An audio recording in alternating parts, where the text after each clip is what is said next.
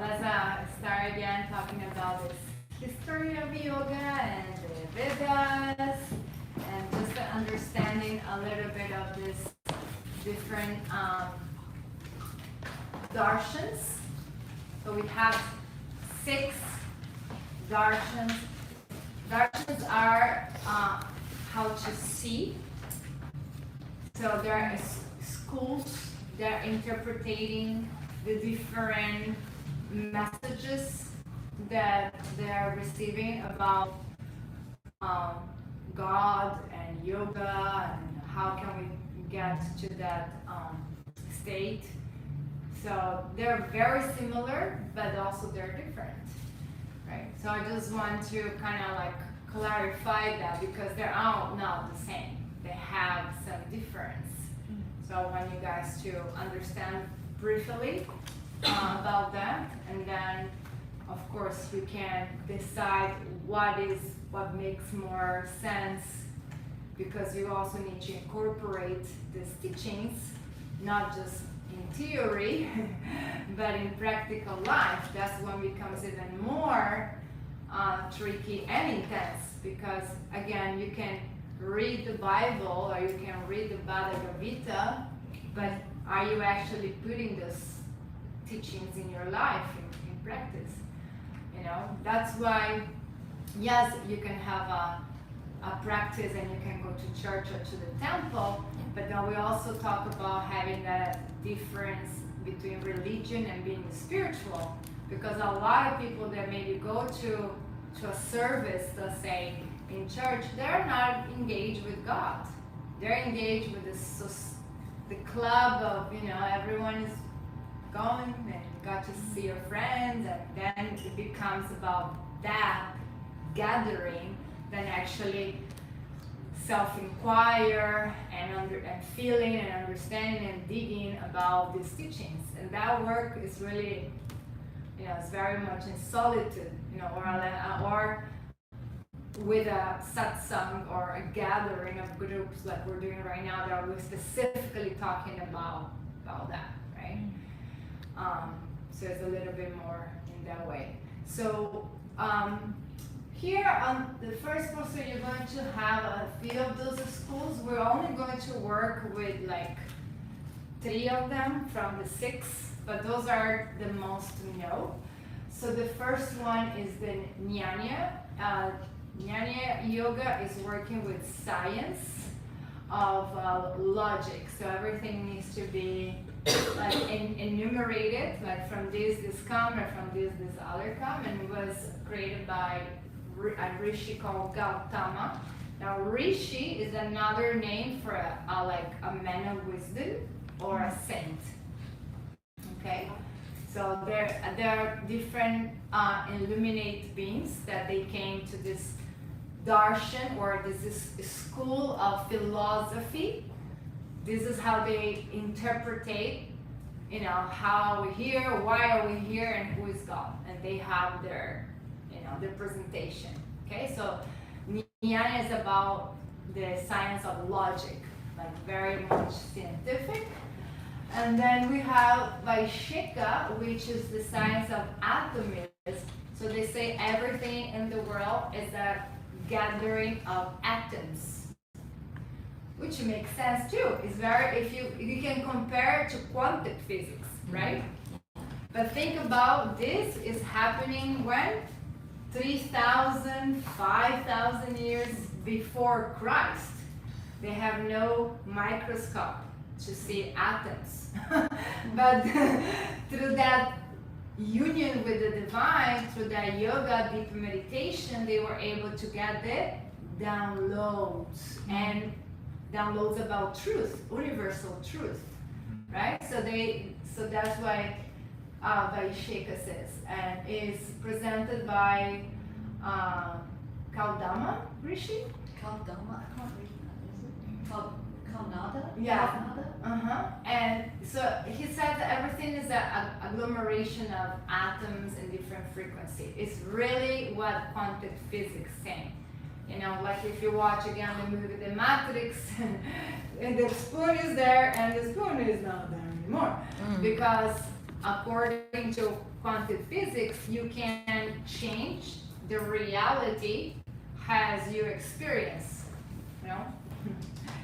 So that's very interesting, and it can take me to something else which is also part of the teachings of Shiva when he is giving us siddhis, which are yogic superpowers that basically are defined in, defeating all this, so people that, like in the movie, you can see it in this Kumbh Mela, and they go to these high stages of yoga. They were able to manage the prana in a way that they can basically change the atoms of material matter, right? And so you can either become so small that you can cross walls, you can become invisible, right? Or we have one guru called, you can write it if you like, so you know, so many gurus. But his name is Ninkadoli Baba. He is the guru of Krishna Das. If you don't know Krishna Das, you need to know because he chants mantras. Krishna Das and Deva Premal, they're very famous on chanting mantras. And Jay Uttal, which is my friend actually, he came here in Miami a couple of times. You have Shandas, Bhagavan Das. I'm talking to him now to bring him to Miami. I gotta have a bigger space. But they're all disciples of the same guru, Ninkadoli Baba. And Ramdas, of course, yeah. So this one guru. Which he also has a movie that you can watch. Yeah, it's on there. It's in Hawaii now. He's passed. Oh yeah, he passed. Yeah, I like saw him in Maui a few years ago. The original one that you just mentioned, the first one, starts with an N. So the name of the guru is Nim. Karoli. Karoli. Baba means like a guru, like a father figure. Okay. You know? Baba. So Krishna Das, Ram Das, Sham Das, Bhagavan Das, Jeta, all disciples of him. So he basically had a blanket, like you have a baby, you have a blanket. So he had his blanket and he was meditating all the time and his disciples and giving teachings like that. And so let's say I'm here right now and the doors are closed, right? And we're all with the eyes closed, meditating. And then I will disintegrate. He will disintegrate. He will disappear. And then he will, disappear out of the room. So he is known to do this. He had this type of siddhis, right? So siddhis is when you, again, become very advanced and apparently you start to manage the prana or manage it at the atoms as you like. So if I can see that this is all different fibers so connected together and make it this hard surface, but if I can see them as they are, I can go through them with my energy. So it's very interesting. In the same way, you can make yourself, if you can make yourself very small and basically go through walls, then you have the other side. You can make yourself very big, almost like a gigant, let's say. And another time he was in a train and someone, like a donation, like an old lady, and the train was leaving and this woman was after him like, Baba, Baba, wanted to get his darshan, his blessing, right? And the train was kind of like already departing, and then he basically said, stop, and the train stopped, and then the train just stopped, like it was not moving anymore. And so, he got the woman, she has like, I don't know, a flower, 2 coins, blessing, and then after that, then the train. So he has many stories about the power of the mind, and so in the same way that you can become so powerful and so heavy that you can stop a train, the other would be levitation, right? So we know some Buddhist monks that they were able to levitate in their meditation. So, so on and so forth. But the one that we are gonna talk about is, Samkhya is also kind of enumerating because it's like a system. And this is by Rishi Kapila. He's the one that presented this to us. And we're going to talk about that. We have a poster on Samkhya.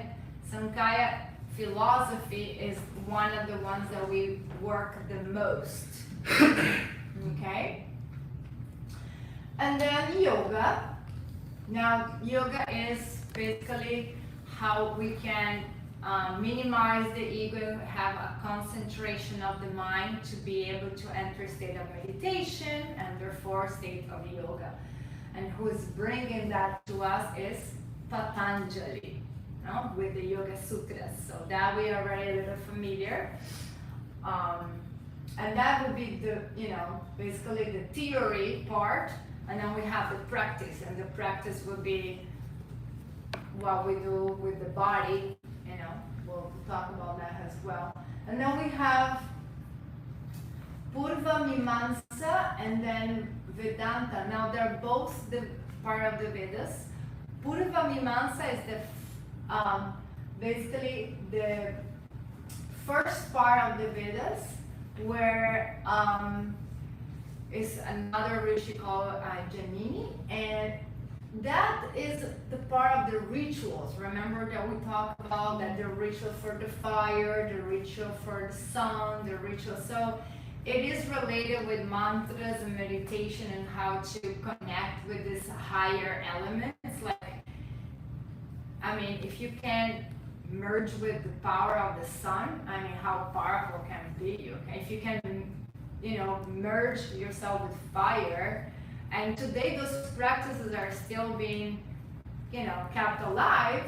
As a matter of fact, I got initiation on doing Homa like a year ago to this Shiva Kriya school, when we do fire ceremonies with the mantras, and it's very beautiful.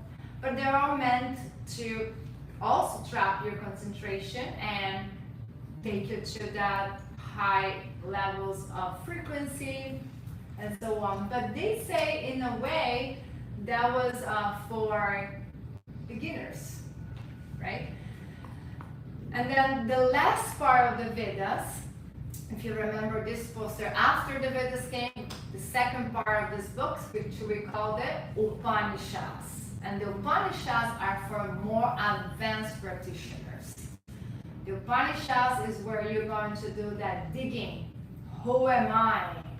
Why I'm here? So it's no longer about me serving the fire, but serving the self-inquire of the internal, discovering the self, the real, basically we call Atman, the Atman, the soul of God.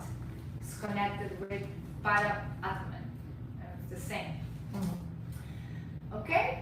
So far so good? Yeah, so those are the most common. Of course, you can read so much and go in depth to them, but I just want to give you a quick overview so you understand what's what when someone says, what about Vedanta, what about Upanishads, what about, yoga? You have some foundation. And then, so now let's move forward. So let's start with Samkhya philosophy, because Samkhya and Vedanta is similar but not the same. So you need to understand why they're not the same. Now we have a rishi, which was Vyasa. He was another enlightened. So what he did was he traveled all around India, and they basically have debates about, like a rap. you drop a line, I drop a line, you drop a line, I drop a line. So they have the spiritual debates about all this. So now they came to a conclusion that Vedanta now it was the one that basically won the discussions. Like, okay, this is the darshan, this is the view that we are going to follow. Okay, because he basically refused all the other arguments or discussions, like what about this, but if you got this, what about that, and he was able to answer everything, right? But back in the day, Samkhya was also, Samkhya still is very acknowledged or used, so we need to study both of them.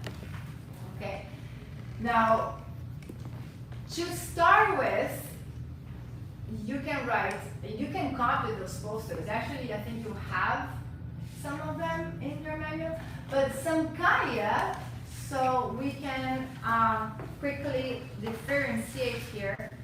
Samkhya is based on duality, and Vedanta is based on non-duality.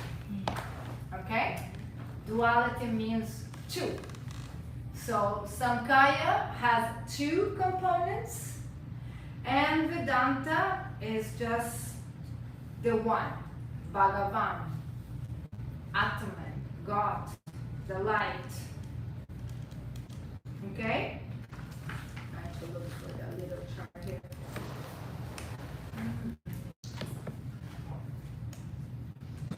So let's start with Samkhya. So basically this is how the world was created in Hinduism. So you have the scientific version, right? When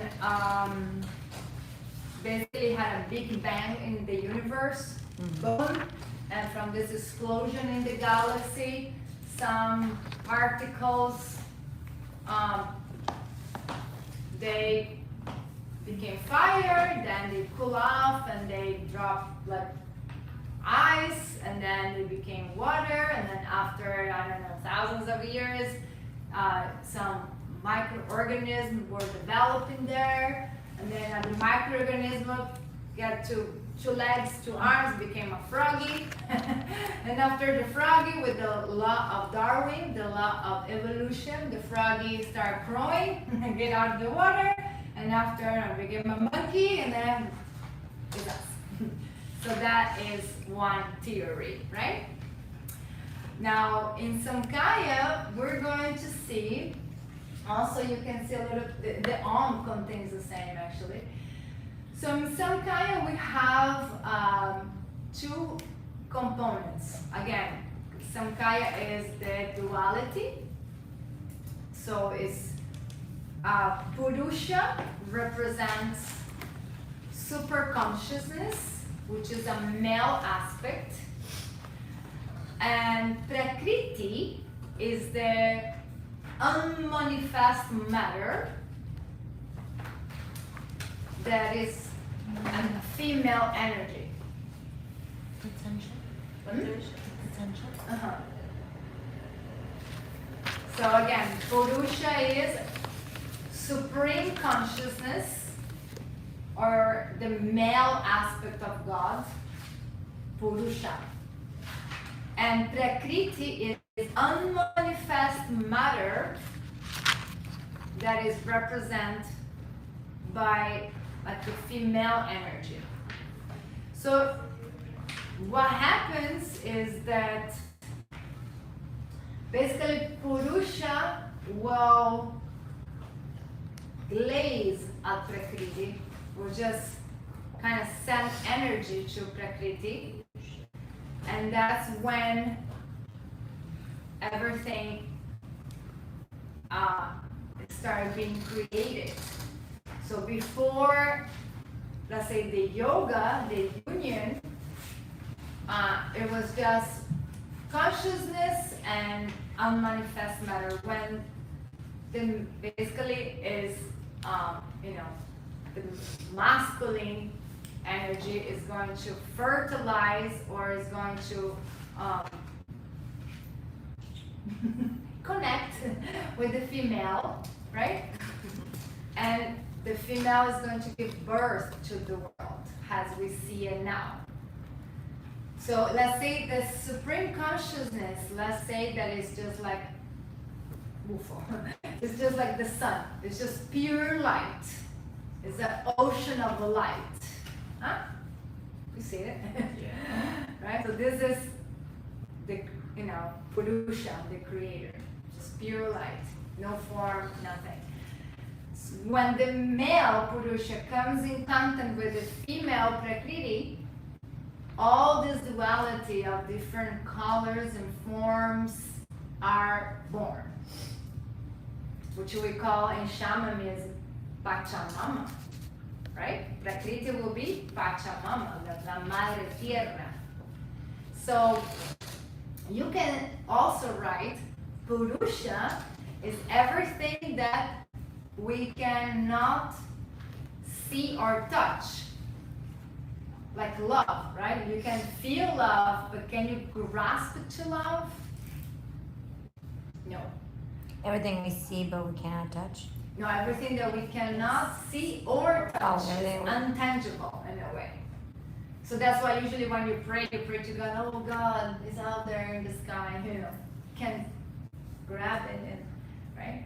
Okay. The same thing with love. You can't just take a piece of love. You just feel it, but you can't. Now, Prakriti is after the energy of the male, now the unmanifest matter manifests. And Prakriti manifests the world. She gives birth on her womb to all creation. So everything that we can see and we can touch is the goddess, is a female energy.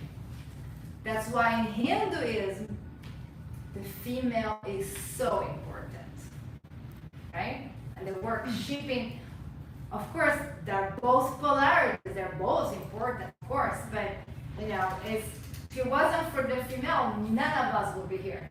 We come from the womb, right? Right? So that's why, okay, we're in Kali Yuga, which is demoniac times. Even the own female doesn't honor herself, but then gets a degradation of all this. But anyhow, so that's basically what's happening here. This is how the creation is formed. Okay, so Purusha fertilizes with his energy the female Prakriti, and then she births the world, everything.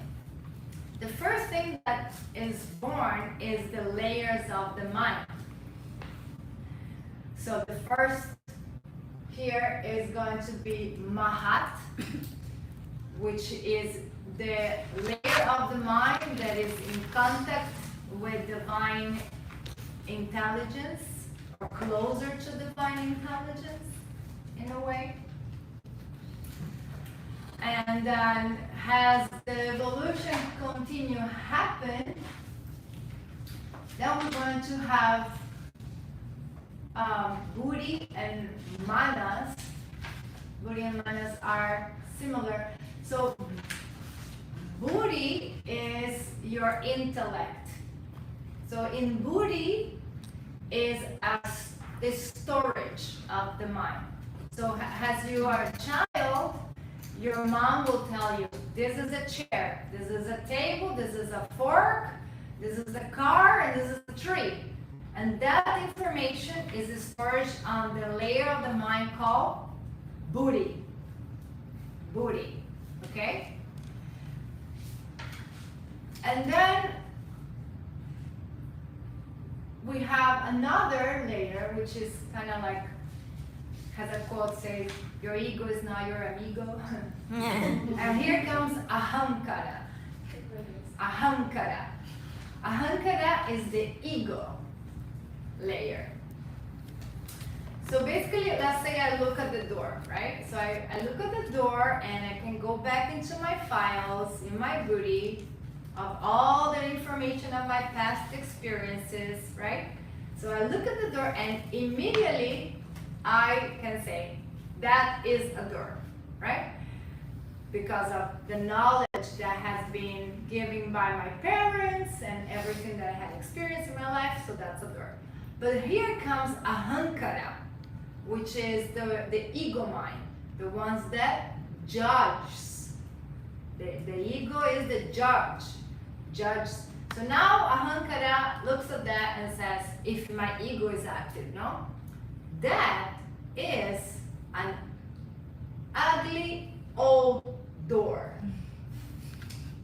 So it's no longer a door. It's an ugly old door. So the ahankara is all the time judging and criticizing. So, you need to be aware when this ahankara, this ego is active. And again, I always use myself as an example because it's best. Right? But I remember, I don't know, I guess I was more bored during the lockdown, and I don't know, we locked down and start pressing attention more and everything. And I caught myself so many times judging people, especially in publics. I don't know why. Again, I guess I was bored, there was nothing to do, so that was like one of the things. A lot of people was afraid to go to publics. I almost, I'm not saying don't go there. But I will look at people and I will see that lights were off, they were like a zombie and that fear energy. Or sometimes I just look at people and they are basically like they have an alien connected with the cell phone and they're crossing the street looking down. Or even like having dinner, you see two beautiful young couple and they are not on the phone, one thing is like checking their message, looking for parking, whatever. But they're having like a 10 minutes, 15 minutes with their phone there, like they're not talking at all, right? But then, who am I to be judging, right? What is my business anyway? Focus on your dinner, woman, right? So, but that's the ahankara. So he's all the time judging, examining, giving opinion, criticizing, look at her hair, look, and now, when it comes to Memorial Weekend, I just better lock myself in my house because my ahankara feeds on like a fist of it. And look, why this girl is naked, twerking on top of the cop's car. Where's her mom? Exactly. But you get very trapped into like, how can you not, Yeah. it's complicated. Miami's a great place to practice. I know. But then I have this dialogue with myself. I had this dialogue with my ego, and I told him, "Can you just please, just relax?" And then I came to a conclusion that I needed to tell my ego, those are children without parents, because my ahankara was like not having it. It's very sexual charge. One thing is seeing someone in a beautiful Brazilian bikini with a beautiful body. The other thing is seeing someone that is, 300 pounds. They're not looking any, it's too much. Again, Kali Yuga, right? But then I needed to tell my ego, I say, can you just stop judging these people? And when you start having that filter and having that awareness, right? It's really about like, okay, let me just be aware here. It comes down to everyone has a story and you really don't know their story, So again, maybe, like I said, the way that I perceive now, instead of saying, look at this female, they're basically, it's better to be a prostitute and charge for it, something than just give it for free, let's be real. It's the oldest career in the planet. It's not going to stop now. But, and then I needed to just really dig deep and say, those are untaken care of children.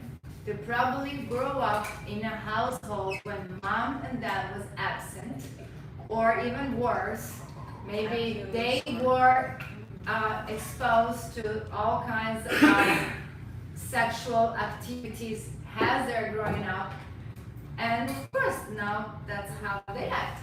So you need to see them as they stay in that, children stay. So that's the whole exercise I did with my hankara. But so it's very active, and it's very, it's something that is more and more being placed in our faces, with Instagram, and not, really.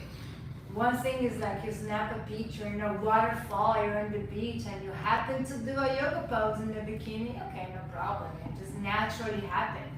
But then you have the yoga teacher there, turn to the camera, and they're doing a yoga pose when this is subjects about God and brahmacharya, and and it gets a whole, and it's just complicated, so, and it tends us to be also criticizing ourselves if you were too skinny or too this or too that, right?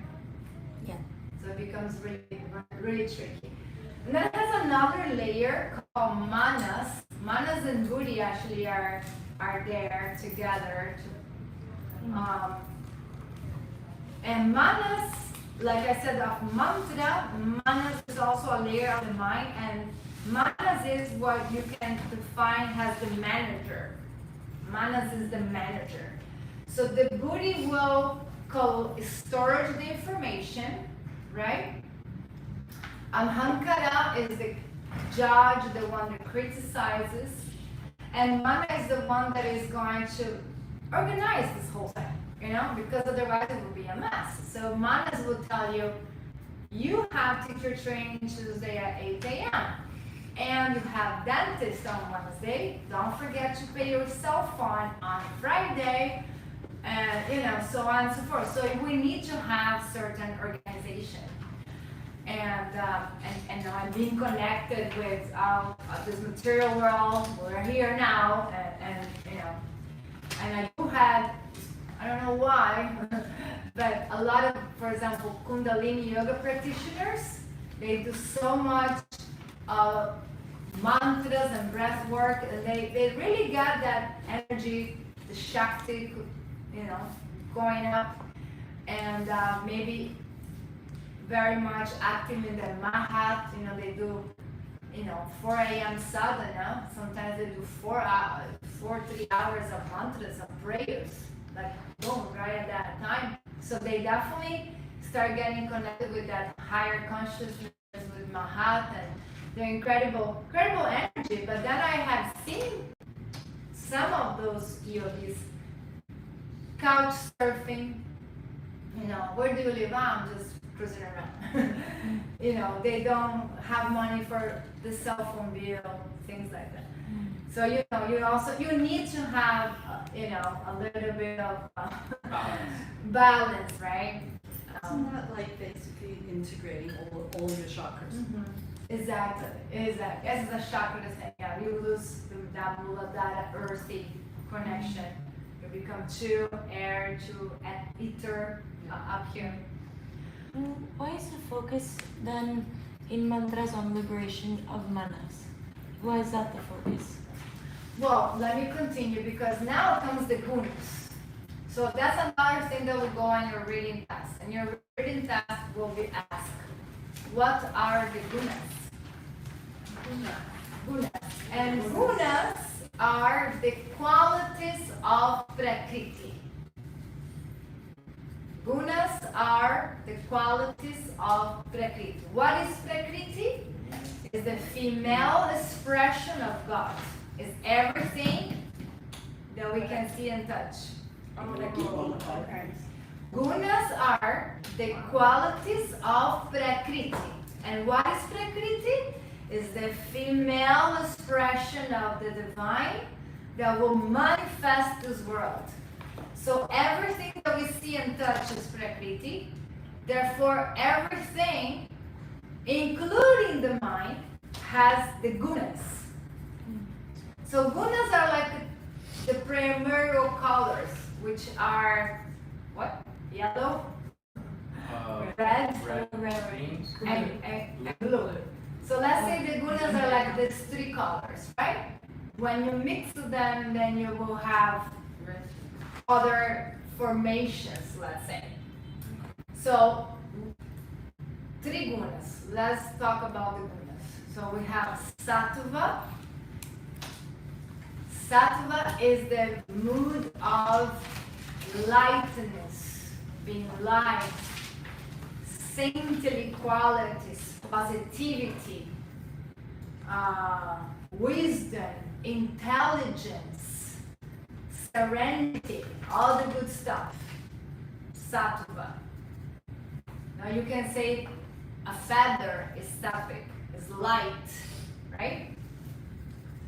Doesn't have weight, it's white, bright, perhaps. And then you have rajas. Now rajas is like a pendle in between of them. Rajas can be activation, fire, basically movement, like hyperactivity.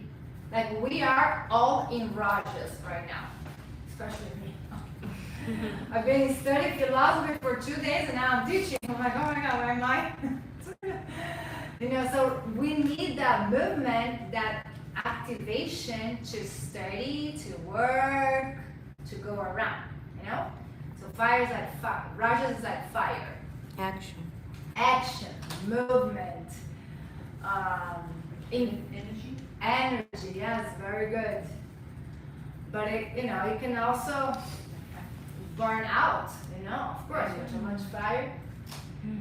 And then you have tamas, and tamas is to be dense or sloth, like a sloth, slow, lethargic, Reserve.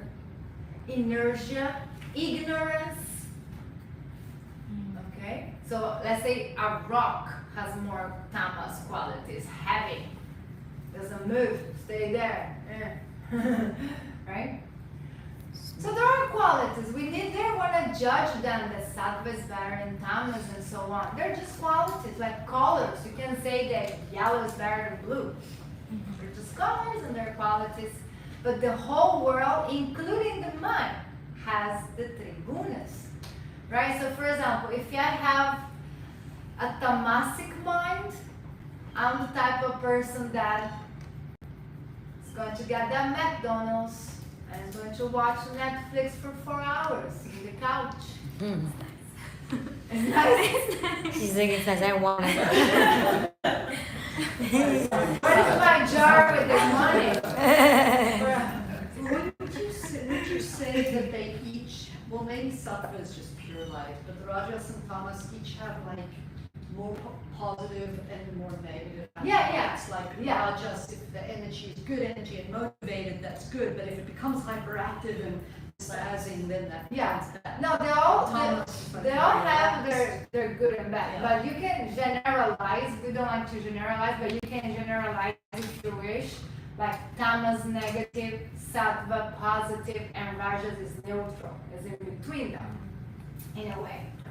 So is it like that more, or is it more that like tamas, let's say, the positive aspect could be like relaxation, but the negative would be inertia.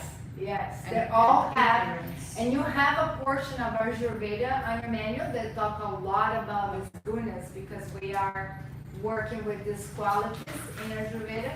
But what she says is correct. So for example, if you do, I give the example, having that fast food in the couch 4 hours with the TV control. Of course, that is going to be a negative aspect, right? 1 hour, not 4, right? But you need tamas to sleep. You need tamas to be stationary, to stay still. Like for example, before COVID, I did something that was very overwhelming. I did a teacher training in Ecuador. Remember that I don't know if I was telling you or some of you. We did a teacher training in Ecuador, which we end with shamanism, with plant medicine. That was my first time merging the two paths. So that was like 21 days, no day off, 9 to 7, right? And the beach, in a beautiful place, it was amazing. But then after that, I went and I did a retreat in Machu Picchu, just straight up.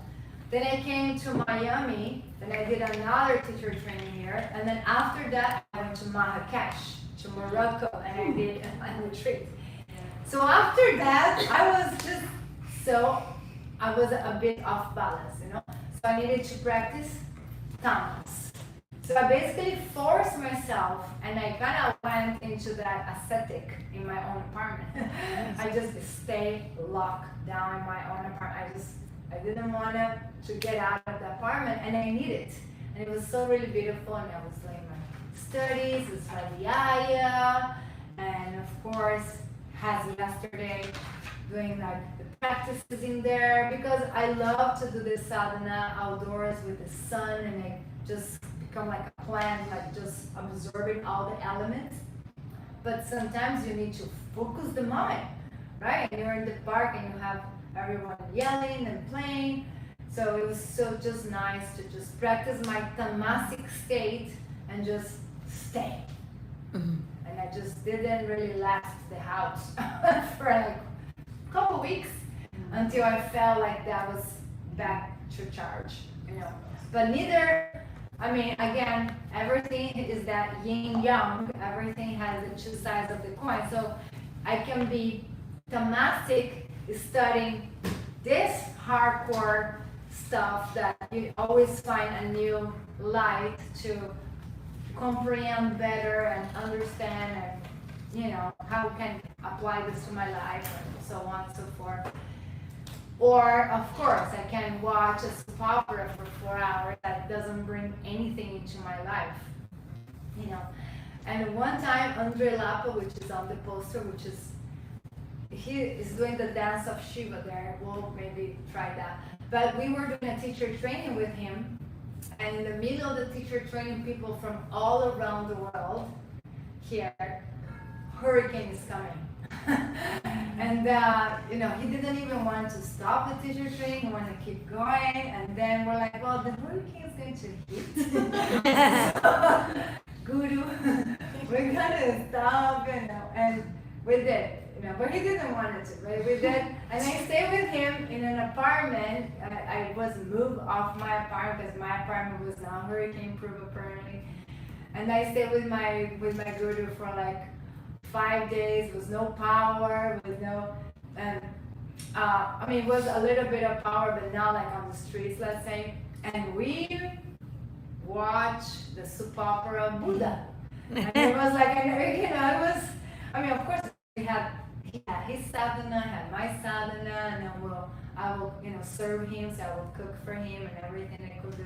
But then this came up, you know, and it was 1,000 episodes of just the life of Buddha. So in any case, if you're going to be tamasic, you know, trying to do something that is still will enhance, you know, yourself, your higher self. So, but okay, so sattva would be those qualities of goodness, those qualities of lightness, positivity. Usually, people that are in sattva, they speak really calm and sweet, and they have this saint energy. They are, you know, having an impeccable diet, impeccable sadhana, never skipping nothing, right? And so you feel their vibration so clean and so powerful, yeah? And now the rajas is the one that is the pendle, is go in between the two of them. So tamas in the other side is what we just already mentioned. It can be inertia, it can be that ignorance in a way. People that are in tamas, they don't have existential questions about what I'm doing here. That is not in their software. And you need to be okay with it, because a lot of people, you know, will be your family. They're like that, you know? And you know, I had that, I mean, I've been through everything, but in the beginning, my mother, back in the days, she was sick, like real sick on her liver, at the point that they say you might need a transplant. So it was serious, right? And so then I came, you know, with my holistic ego, right? Saying, well, you need to do green juices and you stop eating meat and this and that. Yeah, that was just like, that didn't come out good. You know, eventually, just watch me having my juice and my diet and cooking for my family the way when it was my turn to cook. Then she started adopting some of that. But in the moment that I told her what to do, that was never welcome. So, yes, you have certain qualities when you are born. Everyone has a unique combination of these gunas or these elements. Again, this is the base of Ayurveda, right? If you have more of, you know, earth and fire and this and that, so you will have certain personality. Now, it's up to you to maybe kind of like go into this evolution and maybe change a little bit of that composition. But the reality is that some people might never have, you know, that's why sometimes it's not even worth it to talk about, you know, holistic diet or even like revolutionary topics about, you know, not even going to politics and, you know, I have the right to do whatever I want with my body. Who are you to tell me what to do with my womb and this and that? Because some people are so in that tamas that is like you're not going to reach anywhere. that they don't have that capacity. They're not going to be asking themselves, do I need to have, you know, 2 liters of Coca-Cola and 5 McDonald's? Is that good for my health? You know, I am overweight. I'm already have heart cardiac conditions. They don't have a filter in their nature that will ring a bell and say maybe has other way. And you know, you can try to save people, you're just going to crash yourself into a wall, because that never is going to work neither. And I also learned in the bad way, you can only help people that ask you to help them. Yeah, I am dying of cancer and they gave me 6 months. Are you a holistic coach? Can you help me? What can I do? Okay, all right, let's work together, you know, for sure. And you know, you can actually reverse cancer stage 4. When doctors told them you're dead, go say goodbye to family and nothing we can do. We have cancer everywhere. With meditation, with high vibration, with impeccable diet, vegetarian diet, you can reverse. You know, but then do you have that nature? And the other time, that was also like a year ago, I went to buy grass for my cat on the pet store here, and it has a kid. I think he's like 17, and he's super overweight. Like he's huge, round, big, right? And here's my ego wants to save the world, and so I'm just buying the grass from my cat. And so, and he made a comment like, oh, your cat, you know, eats grass. And I'm like, yeah, me too. I'm basically just plant-based, you know, I don't eat any animals. Oh, really? He tells me. I'm like, yeah, because, you know, we're not meant to eat animals. We don't have the teeth, you know, we're not like cats. That's just, you know, something that they told us to do, and so many years, and we do it. You know, grandmother and grandma and grandma. Oh, wow. And I say, you know, if you stop eating meat or stuff like that, you know, you will feel so much lighter, and your health changes, even your skin changes, you got even so more, you know, pretty. And then he was like listening, right? And then he's like, oh man, I wish I could, he said. You know, he's just a teenager. And I'm saying, yeah, you can do it. You can do it. You can start slow and you can do it. And he told me, man, I cannot do it. Even if I'm sick, I will die, but I will continue eating meat. That's it. It was his words. I will die if I'm sick, but I cannot stop eating.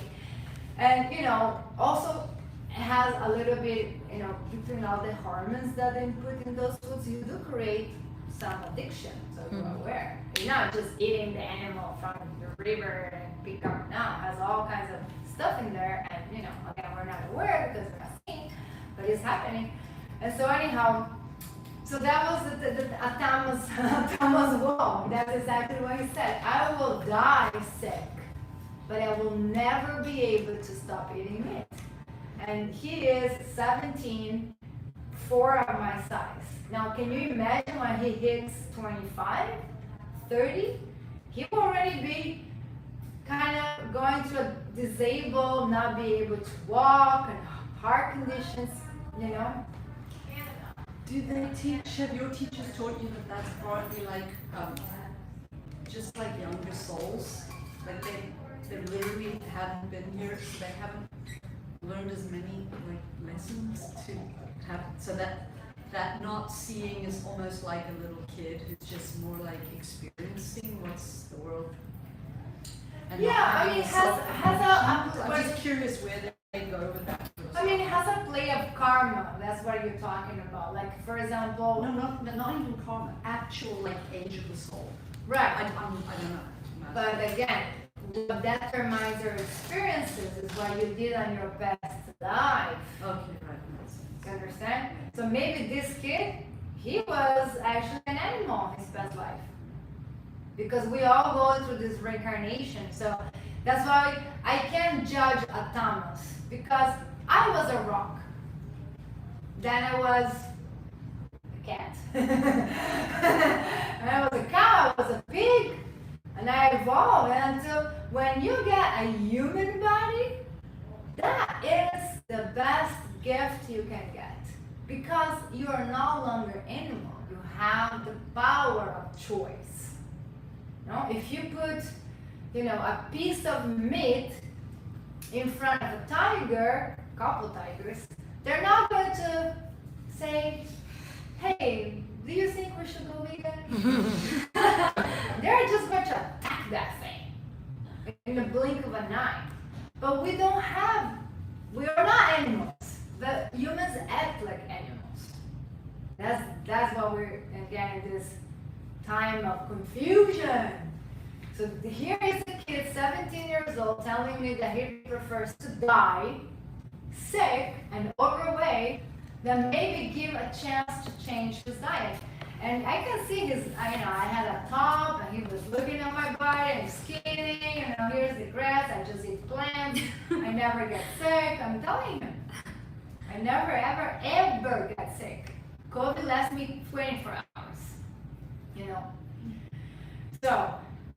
So what I'm trying to say is that we come to this world according to our karmas and past experiences and nature, and you can maybe influence someone, but ultimately that will be their nature. And then hopefully, according to your past actions, like I hope in my next life I'm born in a family of yogis, so I can have my mom telling me 5, 6 years old chanting mantras together, and that will be better because I start when I was 23, 25, so old in a way, right?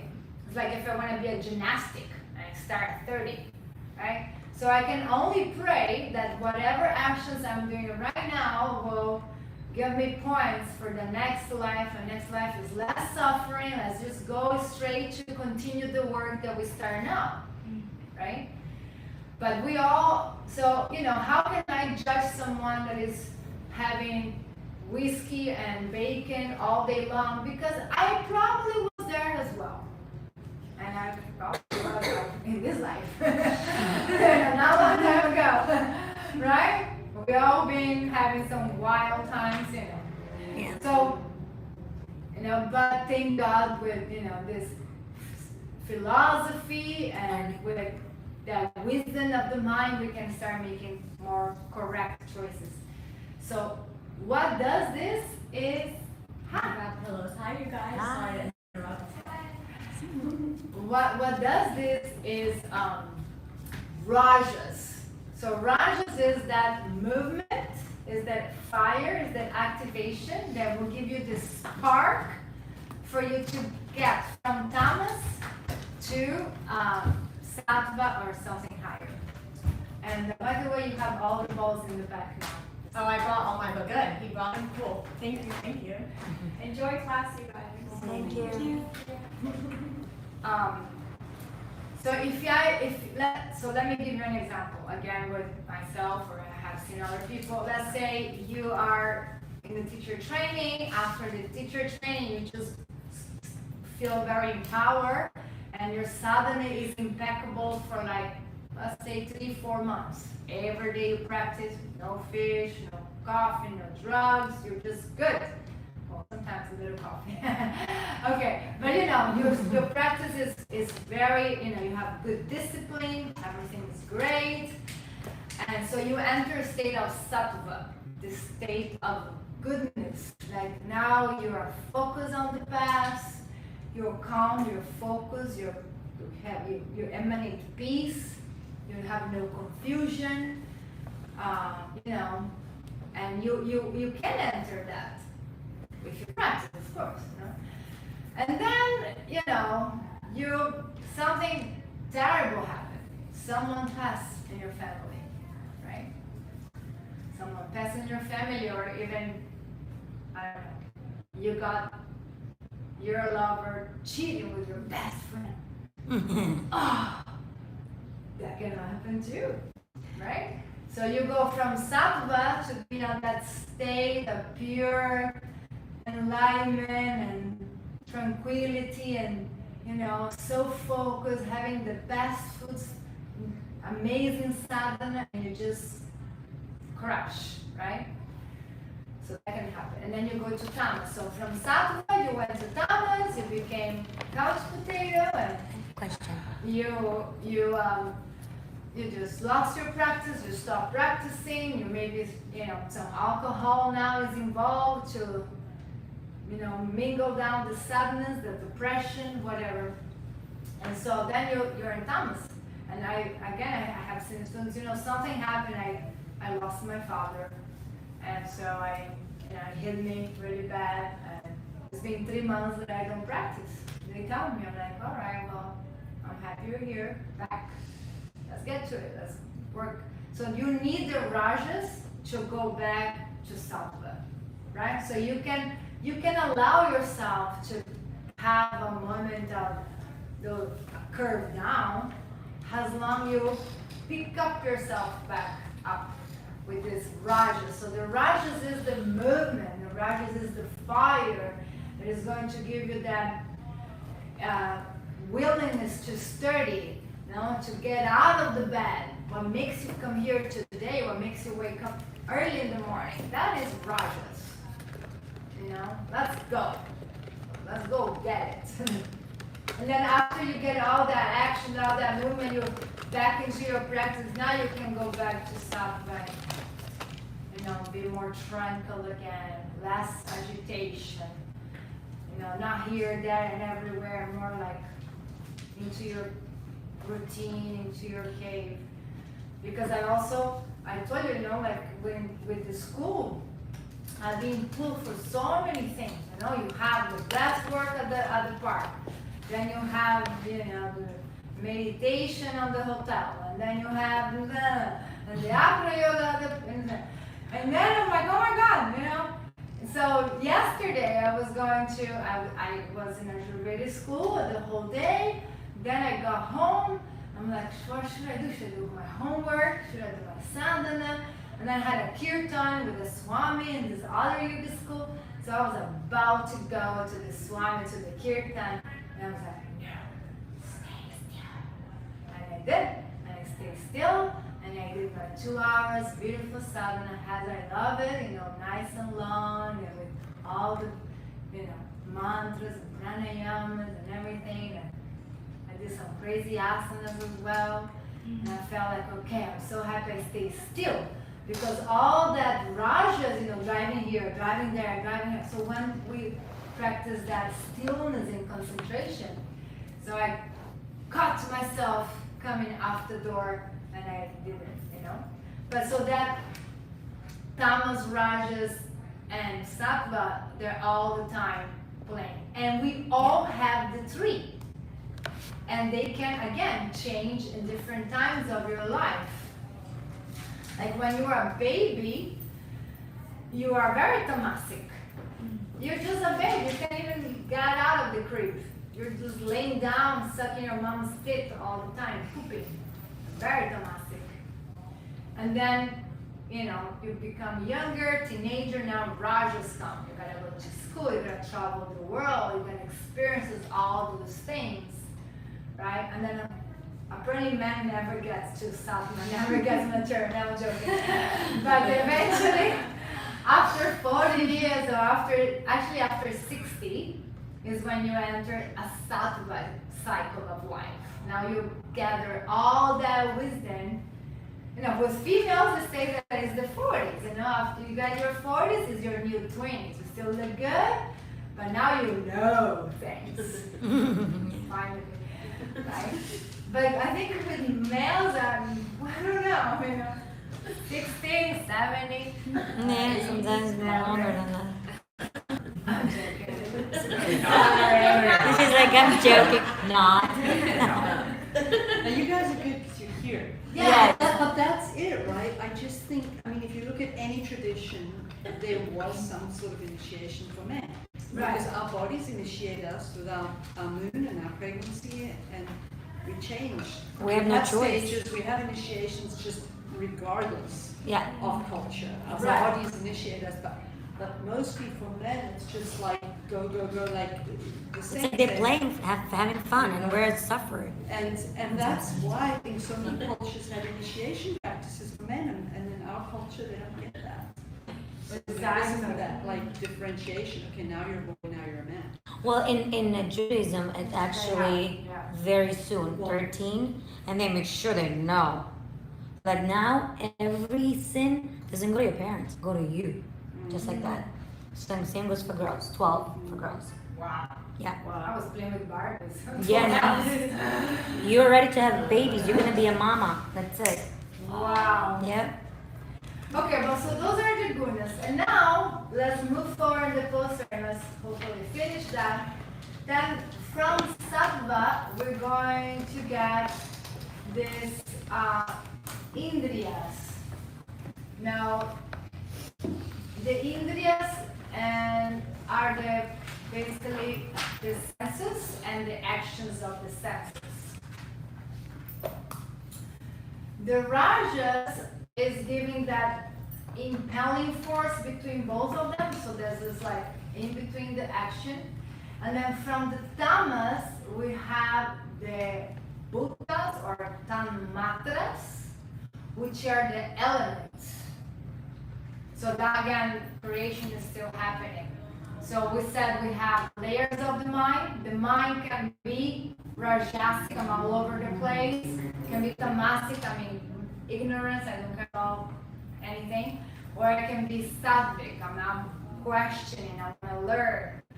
And from sattva, we have the senses. So we have 5 senses, and those 5 senses are giving us actions like touching, smelling, procreation, elimination, listening, speaking, and so That's indriyas. yes, indriyas. The indriyas come from the sattva guna. Rajas is in between, and then from tamas, which is the dense energy, comes the bhutas or the elements of nature.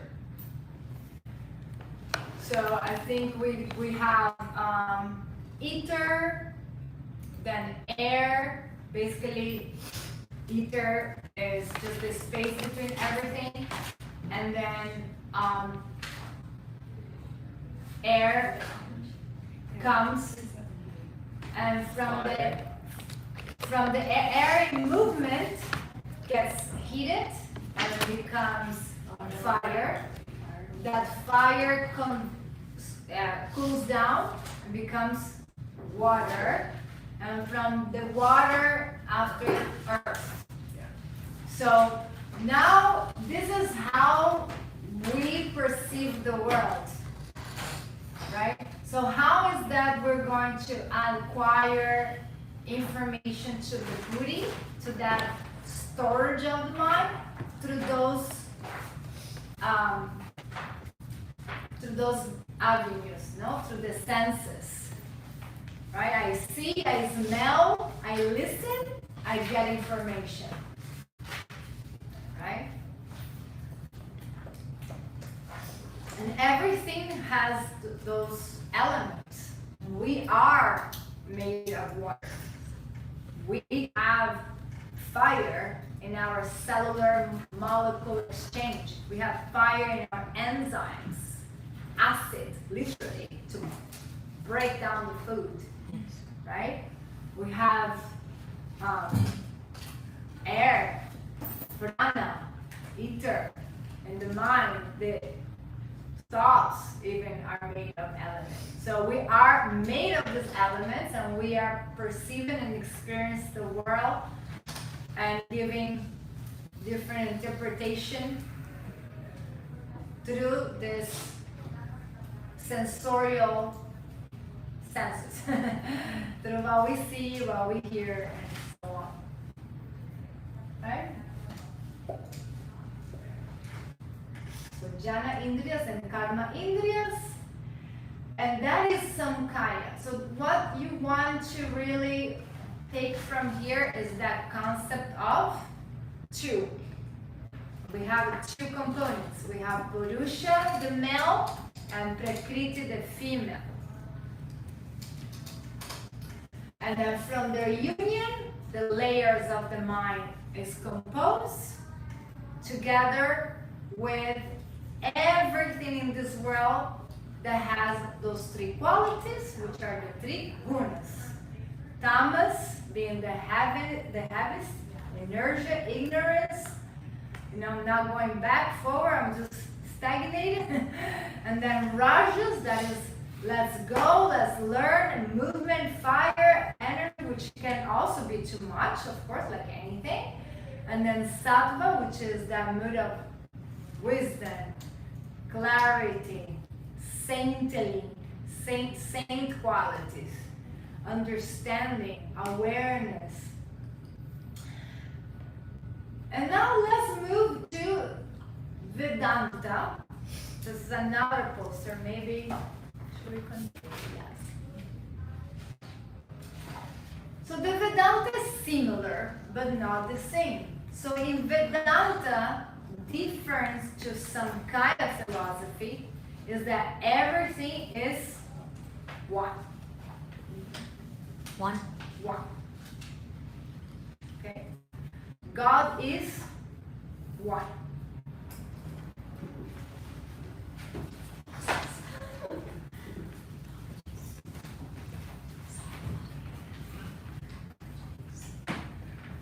So you're going to see like a little design there. You have like a sun, and that is Brahman. So Brahman, we said that is like the creator. Brahma. Remember we mentioned Brahma, the creator, Shiva, the destroyer, and Vishnu, the preserver.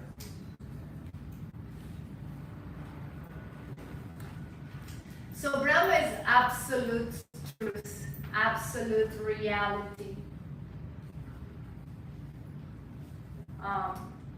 In Vedanta, nothing is real.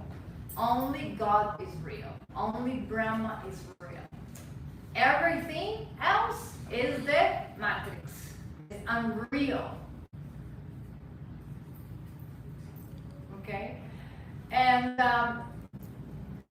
we need to be able to experience that reality. That is what takes a long life or many lives to actually incorporate that. Right? Nothing's real. Only God is real. And why? Because everything is perishable. If I have a chair here, and after 20 years, the chair crumble, can I say that the chair do exist? No, because no longer is there. The same is with our bodies. Can we say we are the body? No, because after the terminal at X number of years, some people live 80, some people live 100, you're supposed to live, over 100. That is, you don't have body anymore. So you die with your body? No. So according to this philosophy, what we are studying, Brahma is the absolute, or Para Atman, the super soul. And within yourself, you have the Atman, the mini soul of God, which is literally sitting in your heart. That soul is eternal. That soul never dies, never perish. That's why they said that's the only ultimate reality. So according to this philosophy, if something exists now and no longer exists, that is not real. Because it was there, now it's not there anymore. So how can you say that's real? Real is the super soul, the Atman, the soul of God, the creator, that never perished, is not influenced by the gunas, is everlasting, omnipresent, magnificent, pure love, pure compassion, and eternal, never dies ever. Is the sustainer of the galaxies. It what keeps the planets spinning. Never dies. That is the only thing that is real, and everything is an illusion. So now comes another part, and sorry if my draw is not that great, but you see a blue line says Maya. Now Maya, like Diego said, translates to illusion. So it's also a name of a goddess, and basically it's like a veil of a bride. So here is me, and here comes Maya, and it puts this like this, like a shawl, like a veil. And now I see through the lens of Maya. And the Maya, this goddess that covered the whole planet Earth with her veil of illusion, Maya is composed of the gunas. See? So we start seeing things in these different colors, right? If I put a shawl that is red, I will see red. If I put a shawl that is blue, I will see blue. So I start perceiving things in an incorrect perception or in an illusionary interpretation. I have an example that all these scriptures use. Let's say that it's dark at night, and then you coming to the school, and then you see a snake. Actually, I saw a snake on the beach the other day. Did a video and everything. I don't know. I love animals, a snake as well. But anyhow, you don't like snake, and you see the snake in the garden here, and she started screaming, "Snake, snake, don't come, don't!" And you guys are coming in, and you hear her, "Snake, snake! Oh my God, where?" And they all running, right? And then you guys are running, so I'm coming and I say, what are you guys running? No, it's a snake, it's a huge green snake. I'm like, really? Let's check it out. See if it's a real snake. And then I come close and I see that is the water hose. Water hose all piled up. Look like a snake, but it's not a real snake. So that is called Maya. That is called Maya, and we are all the time doing this. All the time. Thank God, less and less. But all the time. It's those false assumptions. Oh my God, so tricky. Now, I'm more normal now, but back when my emotions on my teenager years, right? We've all been young before.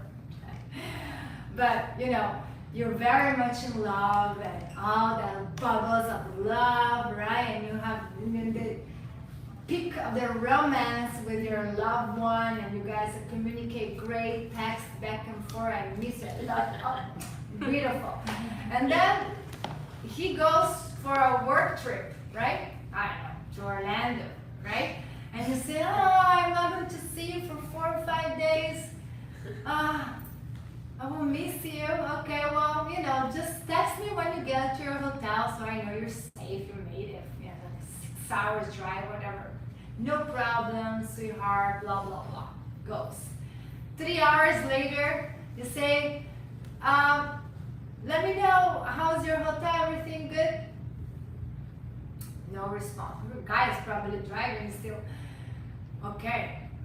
5 hours later, no response. Hey, I'm just checking on you. Let me know if you just made it okay so I can just rest my mind. Because I'm so in love. And no response.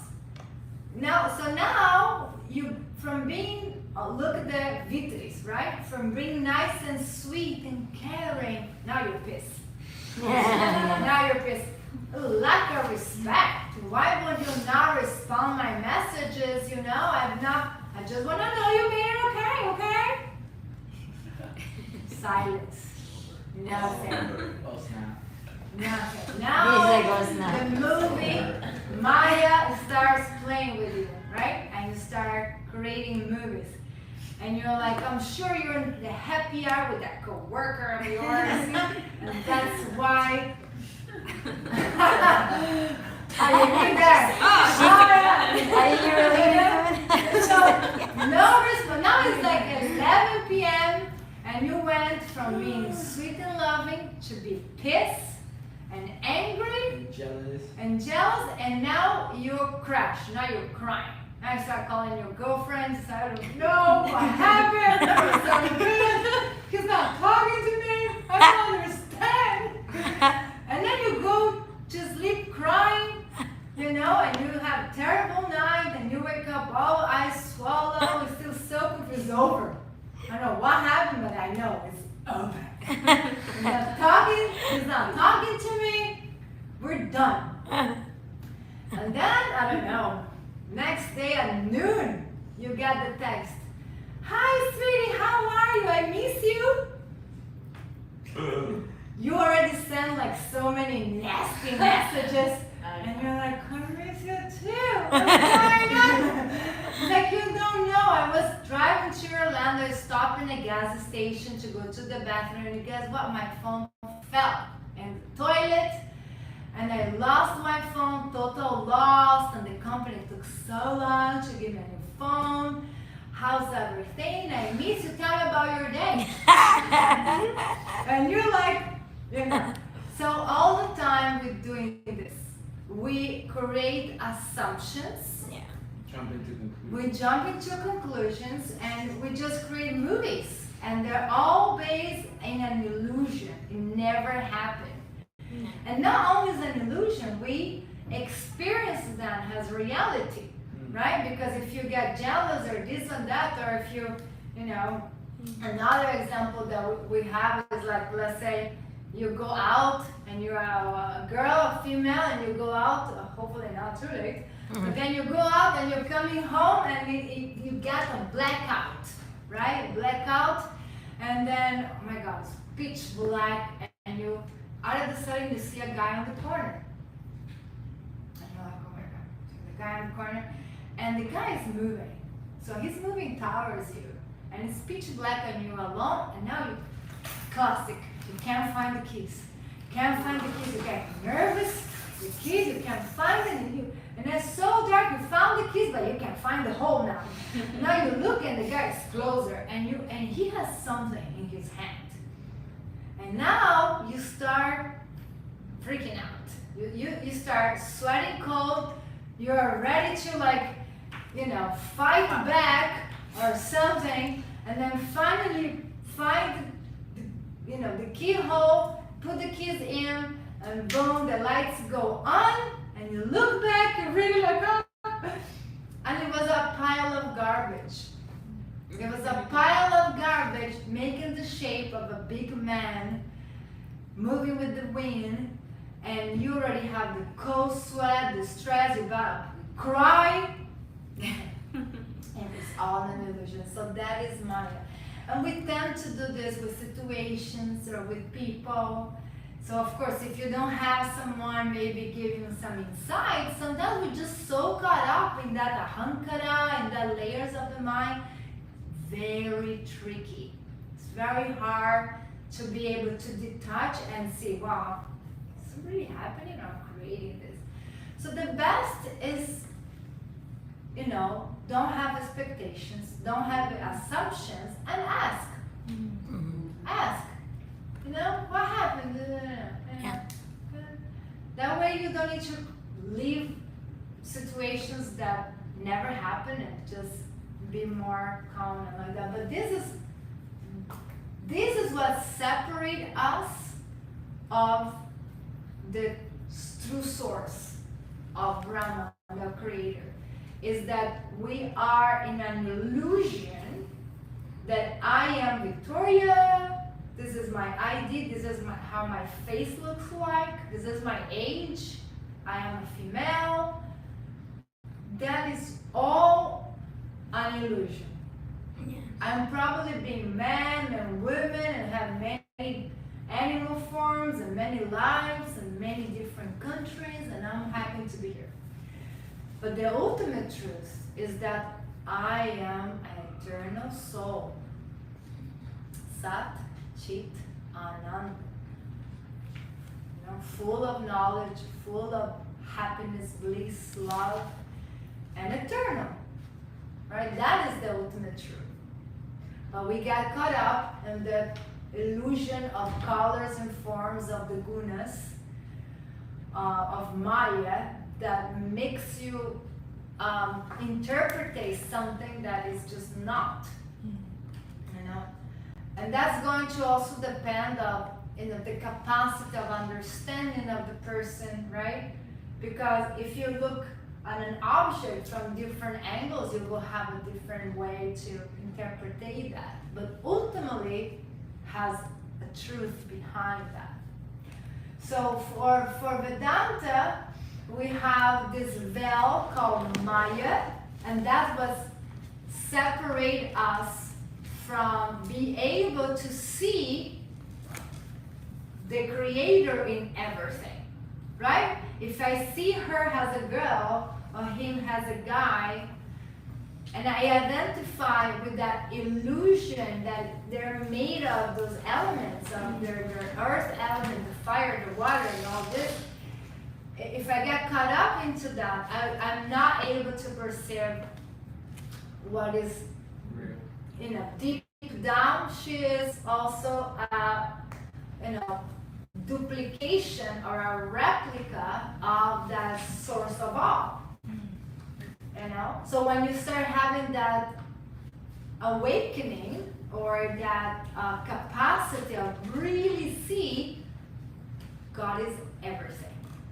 God is everywhere, and God is in every little particle creature in the world. God is in the mango, God is in the fallen leaves, God is in these walls, hole in the roof, God is the sunrise and the moon and the ocean movements and you name it. You just expand that vision. And that is going to cause much less suffering because we're not so caught up on the ahankara. Because the ahankara that in Samkhya is talking is the sensation of I.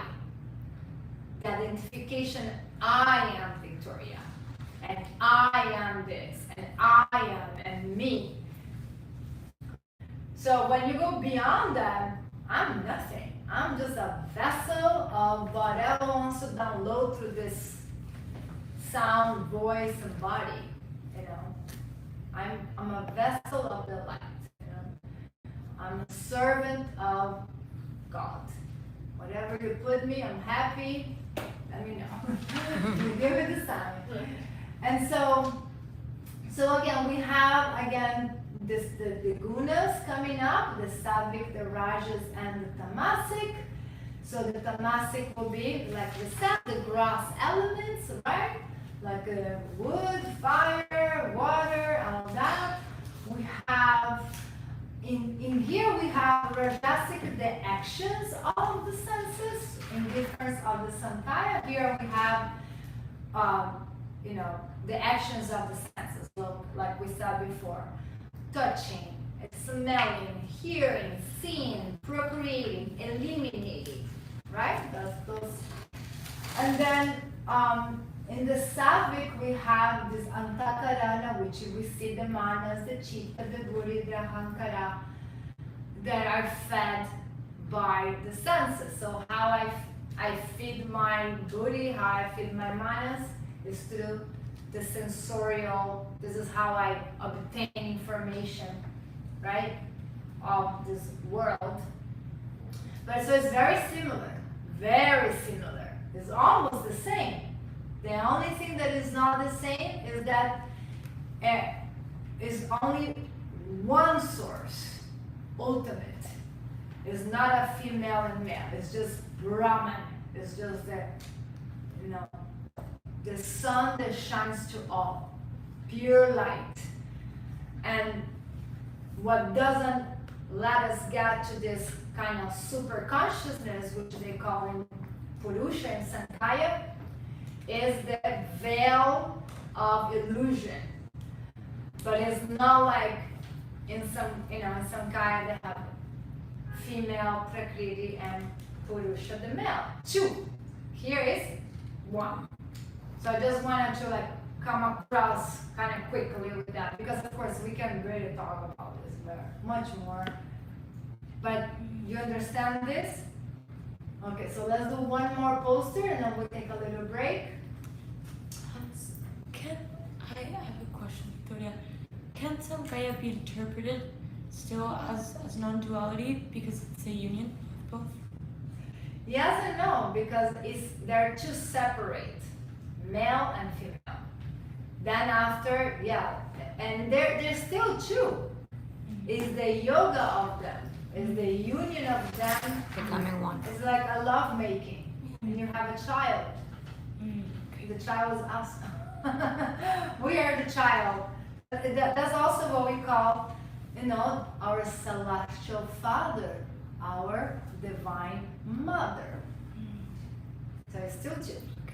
We are all kids of the same father and mother. That's also when you are broader consciousness, everyone is your family. The animals are also your family. And it's so beautiful, so lovely, so nice. There's no more segregation of religion, skin color, countries. We're all a beautiful human family. Human planet family, because again, the animals also part of them. They also have the Atman in there. The soul of God is also in the animals. So will you kill your brother? No.